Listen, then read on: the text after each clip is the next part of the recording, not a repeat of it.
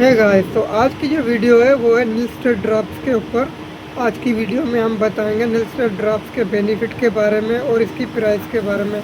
तो दोस्तों, LCI company manufacture, इसकी प्राइस की बात करें पाकिस्तान में 195 रुपये 37 रुपये पैसे। एक और बात, जब भी कोई सिरप या कोई दवाई या कोई ड्रॉप्स लेते हैं तो उसकी एक्सपायरी चेक करके लिया करें। तो बात करें इसकी बेनिफिट की, ये ड्रॉप किस काम के लिए होता है। इस ड्रॉप को तकरीबन डॉक्टर छोटे बच्चों को जो ज़बान के अंदर, मुंह के अंदर छाले निकलते हैं, उनमें इसको इस्तेमाल करवाया जाता है। छोटे बच्चों के इस्तेमाल के तरीके के लिए मैं आपको इसकी मिकदार भी बताता हूँ।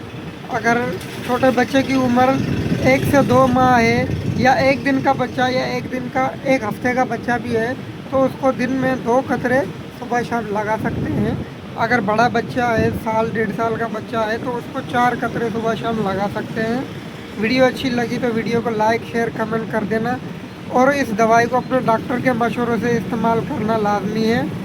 अगर आप इस्तेमाल करना चाहें तो अपने डॉक्टर से ही मशवरा कर सकते हैं। मिलते हैं नेक्स्ट वीडियो में।